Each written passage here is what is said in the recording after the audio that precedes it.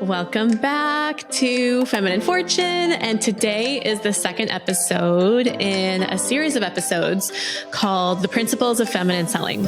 So in this series, I'm diving deeper into the main principles of how to sell the feminine way, no matter what type of sales you're in. And if you haven't listened to the first principle yet, definitely go back and listen to that one and then come back to this one. Today's principle is the importance of being committed, but not attached, and what this means and how to apply this to your own sales. So you may have heard this before and you may have had some coaching on it. And I will tell you, being committed, but not attached is one of the most important, but also one of the most difficult principles for most people to master.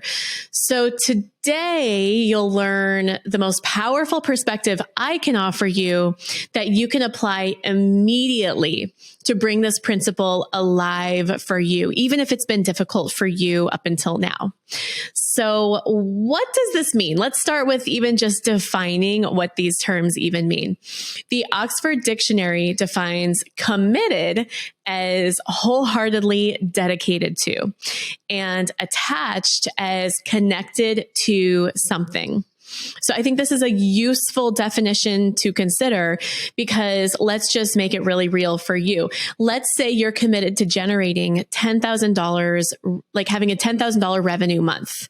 This means that you are wholeheartedly dedicated to creating the outcome of a $10,000 month, but you're not connected to it.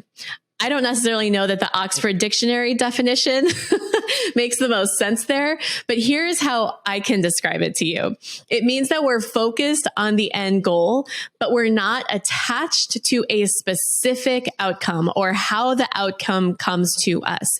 And the reason why that's important is because it allows us to stay open to different possibilities and not get too attached to how we actually get there. When you're focused on the outcome, and you're more focused on the outcome than how you're actually going to get there or the specifics of how it needs to look, you actually open heaven over you and you allow for miraculous things to happen. And it means that you start focusing on the process and the journey rather than that big shiny end result. And this keeps you motivated and keeps you taking the necessary action steps. And you can do so without becoming disappointed or demoralized if something doesn't work out like you thought it would along the way. And then it's and I'll give you more specific examples in a second, but then it's you feel like you're moving in the right direction. You're talking to the people, you're writing the emails, you're making the phone calls, and there's this general vibe of abundance with it all.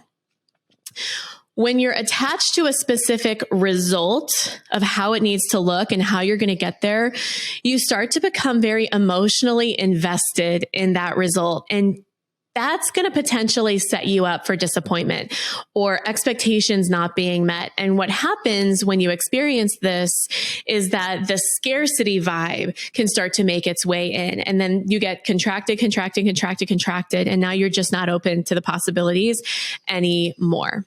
So, for example, I had a particular sales goal one week. Okay. And there was a client who expressed interest in my mastermind. And if she joined my mastermind and if she paid in full, which she planned on doing, that would have helped me hit my goal that week. So I actually helped her get funding. I work with an organization that helps my clients get funding if they want to pay in full and receive a savings on that and all of that. I spent a lot of time answering her questions, and I honestly started to get very attached to this sale happening and to her joining. Okay. So she secured funding. We set a start date. She was like, I'm so excited. I really was like, oh my gosh, this is happening. And I liked her. I believed in her. And I honestly became very, very attached. And she changed her mind. She changed her mind and decided not to move forward after all of that. And the honest truth is I spent about 2 days very pissed and very upset and very sad. And I messaged my business partner about it just really upset, and thank God for like good mentors and good influences in your life, because he reminded me of a couple things. Number one, he reminded me that clearly this person was not meant for me, because, there just is a way things work out when something is meant for you, and vice versa. And the second thing he reminded me of is that there are plenty more potential clients out there.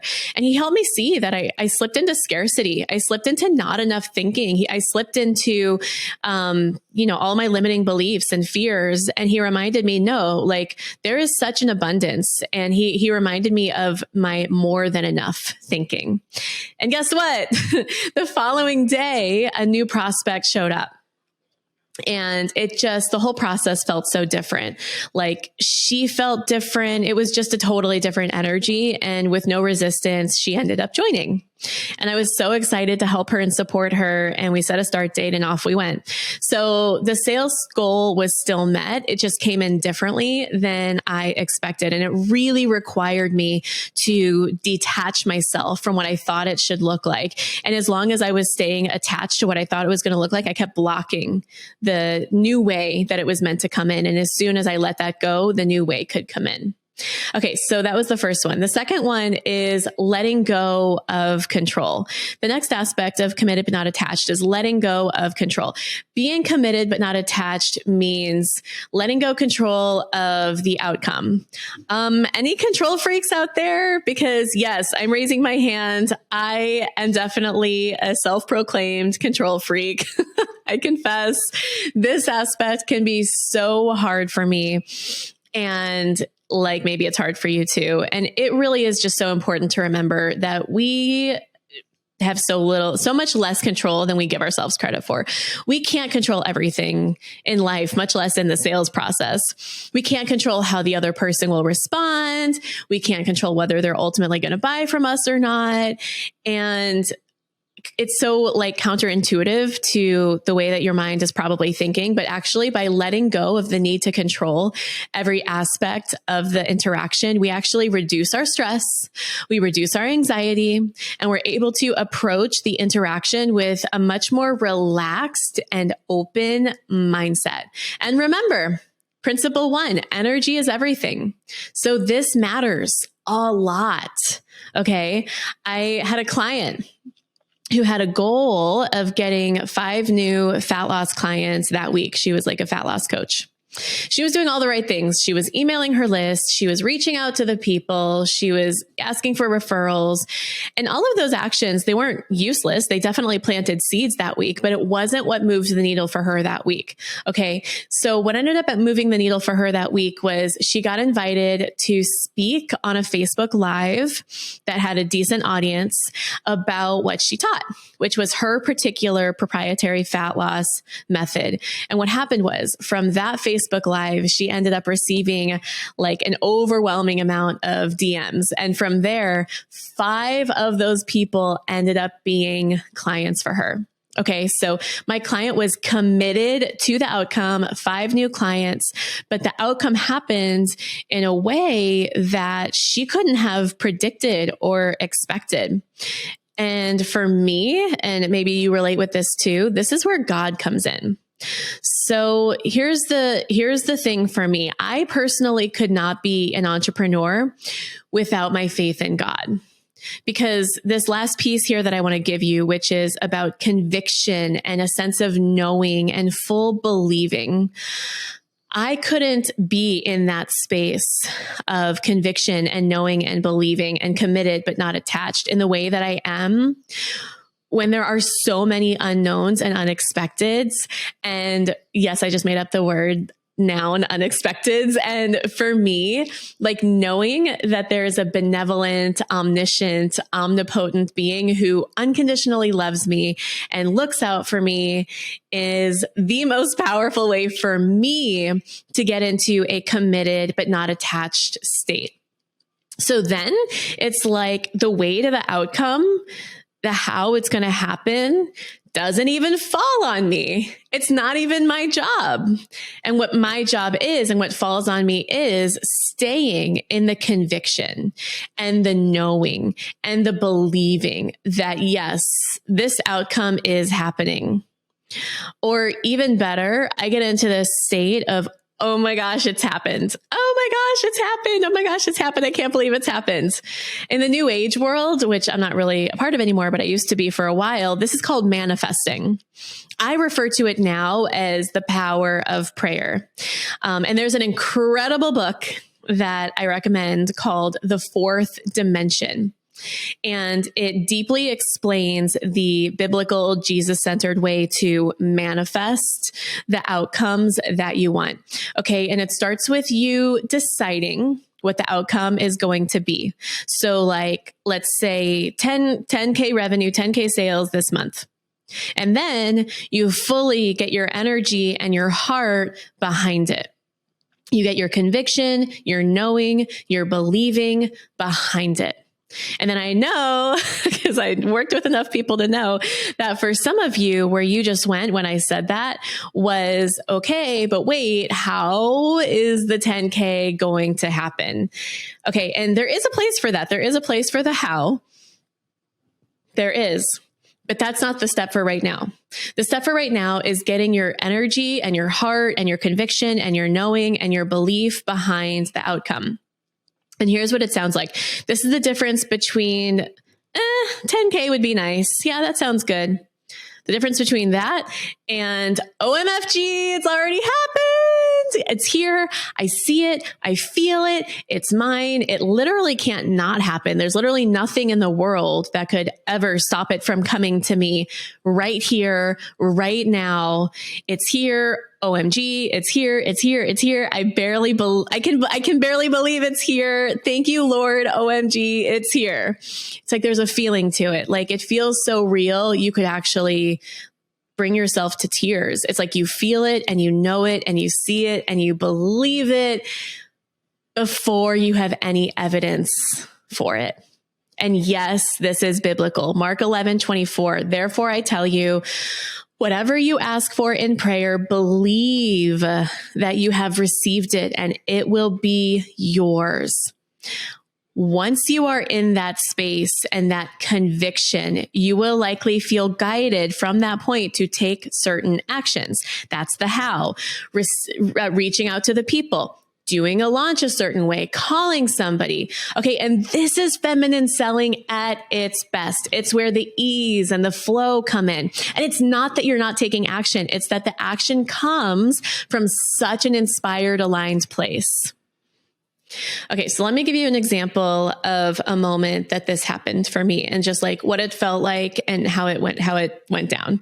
So I was doing exactly what I just shared with you. I was praying and connected with the outcome, the income goal. Okay, here's the number. Here's what it feels like. And just like getting into that knowing and conviction and belief. Oh my gosh, it's here. It's here. It's here. I felt it. I felt it. I felt it. And then suddenly I felt this guidance drop in.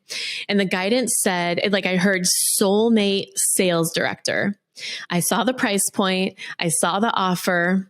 And the next day, I was talking to a girlfriend on the phone and just catching up and said to her in this very like, by the way, kind of offhand type of fashion, I was like, if you know anyone who's looking for a sales director to help with building and training their sales team and to own the sales and revenue KPI, let me know. I'm looking for like my soulmate partner to be the sales director for them. I can't just do it for just anybody, but like for the right person, I'd really love to do that. And she goes, I'm looking for that.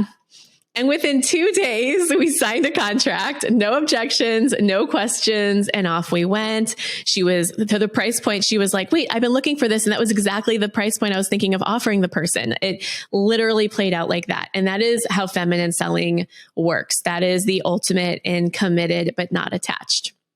So remember, being committed but not attached is one of the most important aspects of how to sell the feminine way. And it can be one of the most difficult principles for people to master. So today you learned a new perspective, a powerful perspective, the most powerful perspective I can offer you that you can apply immediately to bring this principle alive for you. So what I encourage you to do right now is identify your sales goal for the month and get your heart behind it.